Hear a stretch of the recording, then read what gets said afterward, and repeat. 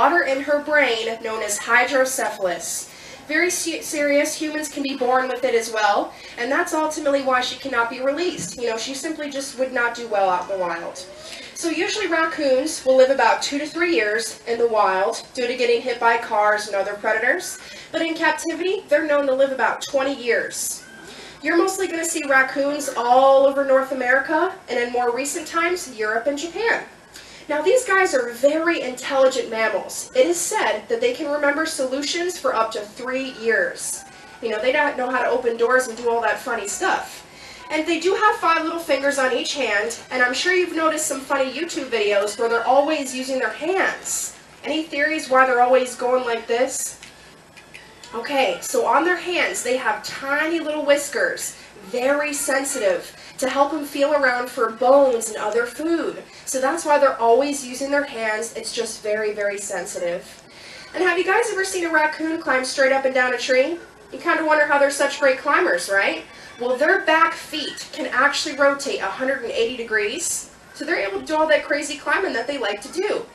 Now, you're mostly going to see raccoons in inner cities, heavily forested areas. They're pretty much all over the place. And they are omnivores just like us. So, here at Flamingo Gardens, Olive loves cat food, mealworms, other fruits and meats, and that's ultimately what she's going to get out in the wild too.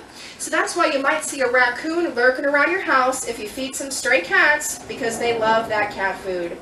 Now, were you guys raised to believe that if you see a raccoon during the daytime that it might have rabies? I know I was kind of raised to believe that as well. It's completely untrue. Oftentimes when mothers are nursing, they'll come out during the daytime to scavenge for food. However, they can catch rabies, so it is best to stay away from them. But in Broward County, there hasn't been a case of rabies for over 20 years.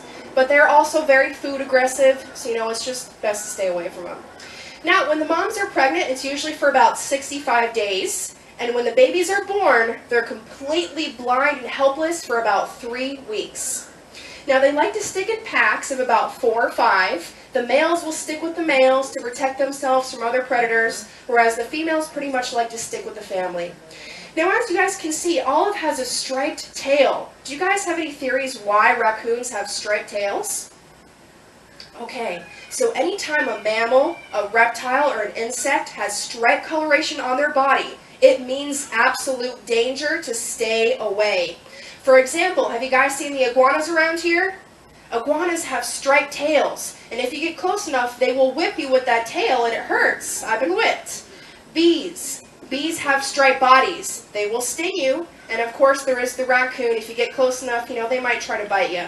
So the thing with that, animals can't really see solid coloration, but that stripe formation really sticks out to them. So anytime a predator or a prey, sees that stripe formation, they know to stay away. Cool fact. So I'm going to bring up a little Olive close so you guys can see her. As you can see, I am wearing gloves because she can be a little bit of a biter. They do have 40 teeth in their mouth, pretty much like a canine. And she's about 6 months old. So this is Gladiator, aka Glade, our newest American alligator. So Glade came to us with 3 of the little brothers and sisters. They were confiscated. Most went to Sawgrass Recreational Center down the street, but we kept little Glade here. Now there's 2 types of alligators in the entire world. Anyone know those types? It's the American alligator and the Chinese alligator. Now, scientists say that this species right here is over 150 million years old, and that they survived extinction 65 million years ago during the prehistoric era. But unfortunately, just a little bit ago, these guys almost went extinct for real. Why do you think that is? Their skin is in such high demand. People want to use their skin as purses, boots, hats, belts, etc. But we kind of made it like a law, so we don't do that kind of stuff as much anymore. So now there's around 1 million of these guys left. So you're mostly going to see them residing as far as North Carolina to even around Texas, with incubation lasting around 65 days, with the hatchlings being 6 to 8 inches with the yellow and black stripes as you guys see here. Now, cool fact about their eggs. She's around 15 years old, so she's starting to feel her age, and she's just here to simply retire and have a quieter life. But screech owls can live about 25 to maybe 30 years within captivity. So that's her background story. You know, she's just very used to humans, very imprinted.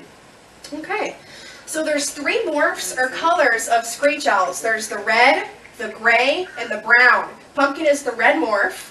They have 2 calls. One kind of sounds like a beautiful humming. They'll usually do that when they're happy or content. And the other one sounds like a really low screech, kind of like a pony, not as loud as you would think. You're mostly going to see these guys residing in drain pipes.